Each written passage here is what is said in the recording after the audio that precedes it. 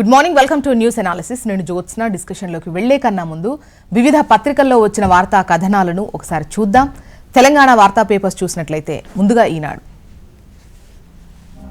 ఇక్కడ బ్యానర్ ఐటంగా నిన్న తెలంగాణ తల్లి విగ్రహావిష్కరణకు సంబంధించి ఉత్సవాలకు సంబంధించి వార్తను హైలైట్ చేస్తూ చరిత్ర పుటల్లో నిలిచే రోజు ఇకపై ఏటా డిసెంబర్ 9న తెలంగాణ తల్లి ఆవిర్భావ దినోత్సవాలు. విగ్రహంలో మార్పులు చేయాలన్న ఆలోచన చేస్తే చర్యలు. 9 మంది కళాకారులకు ఫ్యూచర్ సిటీలో 300 గజాల స్థలం ₹1,00,00,000 చొప్పున అందిస్తాం. తెలంగాణ తల్లి విగ్రహావిష్కరణ కార్యక్రమంలో సీఎం రేవంత్ రెడ్డి. ఉర్రూతలూపిన తెలంగాణ, సందడిగా హుసేన్ సాగర్ తీరం, సచివాలయ ప్రాంగణం. తెలంగాణ తల్లి శాసనసభలో సీఎం రేవంత్ రెడ్డి ప్రకటన. తలెత్తుకునేలా తల్లిని ప్రతిష్ఠించుకున్నాం. విగ్రహావిష్కరణ సభలో ఉప ముఖ్యమంత్రి భట్టి విక్రమార్క. ఓవరాల్గా నిన్న తెలంగాణ తల్లి విగ్రహావిష్కరణకు సంబంధించిన ఉత్సవాలను, నేతలు మాట్లాడినటువంటి విషయాలను ఇక్కడ హైలైట్ చేస్తూ బాణరేటంగా ఇచ్చారు. ఇక నిన్న తెలంగాణ అసెంబ్లీ అంటే ప్రారంభమైన తొలి రోజు బీఆర్ఎస్ నేతలను లోపలికి వెళ్లకుండా అడ్డుకునేటువంటి అంశానికి సంబంధించి అదానీ రేవంత్ చిత్రాల టీషర్ట్లతో అసెంబ్లీకి బీఆర్ఎస్ సభ్యులు అడ్డుకున్న పోలీసులు. అదానితో సీఎం కుమ్మక్కుపై నిలదీస్తానన్న కేటీఆర్. ఆర్బీఐ కొత్త గవర్నర్ సంజయ్ మల్హోత్రా నేటితో ముగియనున్న ప్రస్తుత గవర్నర్ శక్తికాంత్ దాస్ పదవీకాలం. ఆంధ్రజ్యోతి చూద్దాం. ఇక్కడ కూడా తెలంగాణ తల్లి విగ్రహావిష్కరణ ఆవిర్భావ ఉత్సవాలకు సంబంధించి వార్తను హైలైట్ చేస్తూ బ్యానర్ ఐటంగా ఇచ్చారు. అమ్మ రూపమే ప్రతి ఇంట్లోని కన్న తల్లిలా తెలంగాణ తల్లి, నమూనాను మార్చితే ఊరుకోం, అవమానిస్తే చట్టపరంగా చర్యలుంటాయి.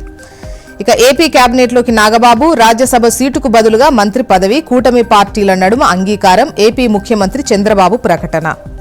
చెన్నమనేని జర్మనీ పౌరుడేనట. రమేష్ భారత పౌరసత్వం రద్దు సబబే. కేంద్ర హోంశాఖ నిర్ణయం సరైందే అంటున్న హైకోర్టు. ఆర్బీఐ కొత్త గవర్నర్గా సంజయ్ మల్హోత్రా 3 ఏళ్ల కాలానికి నియామకం. రేపు బాధ్యతల స్వీకరణ ఉంటుంది. మంచులో మంటలు, మోహన్ బాబు ఇంట్లో నిమిషానికో పరిణామం. అనూహ్య మలుపులు, పోలీసులకు ఫిర్యాదులు. పహాడి షరీఫ్ స్టేషన్కు వెళ్లిన మంచు మనోజ్. చిన్న కొడుకు నుంచి నాకు రక్షణ కల్పించండి, రాచకొండ సిపిని అభ్యర్థించిన మోహన్ బాబు. మరోవైపు టీచర్ల ఫోటోలు ప్రదర్శించాలి, స్కూళ్లలో వారి వివరాలు కూడా వెల్లడించాలి, ఆఫీసులో లేదా బడి ఆవరణలో కనిపించాలి. పాఠశాల విద్యాశాఖ సర్క్యులర్ జారీ. నకిలీ టీచర్ల సమస్యకు పరిష్కారంగానే మారుమూల ప్రాంతాల్లో ఇలాంటి పరిస్థితి. నెక్స్ట్, నమస్తే తెలంగాణ. ఇక్కడ తలరాత మారుస్తానని తల్లిని మారుస్తావా? ఇదేనా మార్పు? ప్రభుత్వాలు మారితే తల్లులు మారుతారా? చరిత్రను మార్చాలనుకునేది మూర్ఖులే. ఇది ఈ నేల అస్తిత్వం, ఆత్మగౌరవంపై దాడి. రాజసం ఉట్టిపడే తల్లి రూపాన్ని మార్చేశారు. దివాళాకు ప్రతిరూపంగా కాంగ్రెస్ తల్లి. ఆ తల్లిని సగౌరవంగా గాంధీ భవన్ కు పంపుతాం. మేడ్చల్లో తెలంగాణ తల్లి విగ్రహావిష్కరణలో బీఆర్ఎస్ వర్కింగ్ ప్రెసిడెంట్ కేటీఆర్. ఇక తెలంగాణ తల్లులపై కీచక పర్వం అంటూ ఆశాలపై దమనకాండ, ఆశా కార్యకర్తలపై పోలీసుల దౌర్జన్యం, మహిళల చీరలు లాగి పిడిగుద్దుల వర్షం. ACP Shankar, SI Srinivas కర్కశం.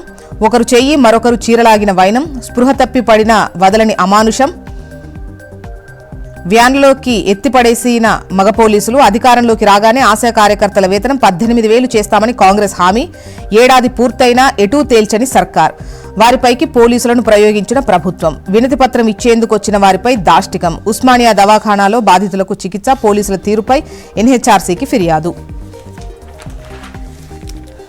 Next, వెలుగు.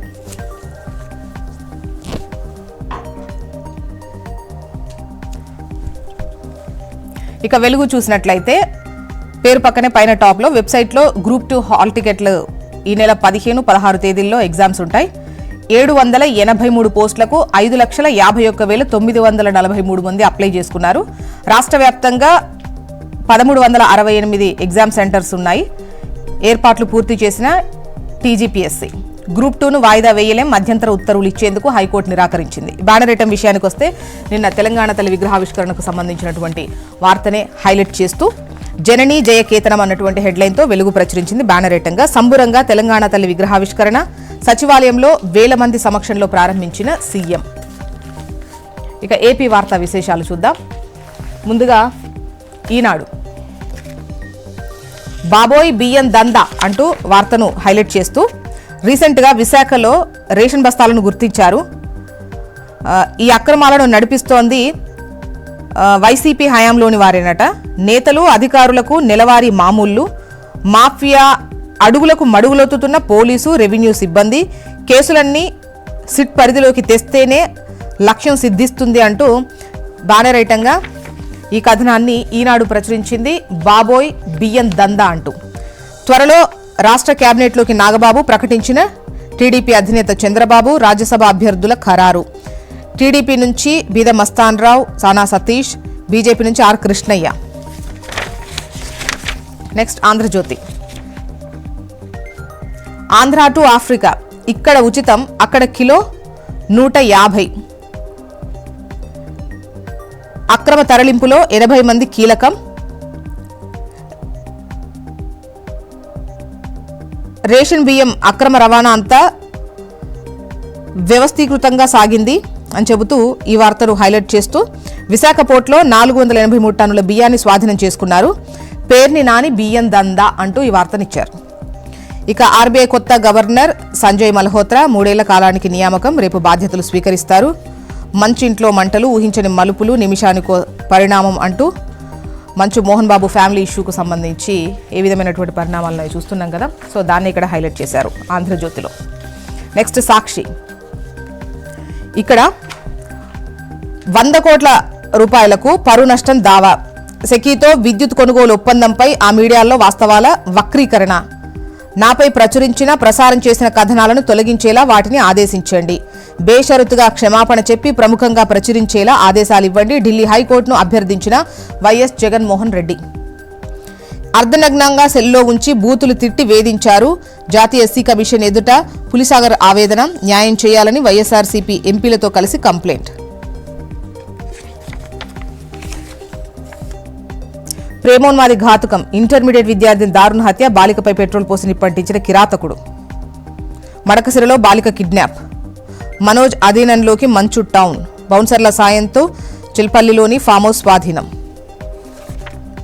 మొత్తానికి ఇవి ఇవాళ వివిధ పత్రికల్లో వచ్చినటువంటి వార్తా కథనాలు.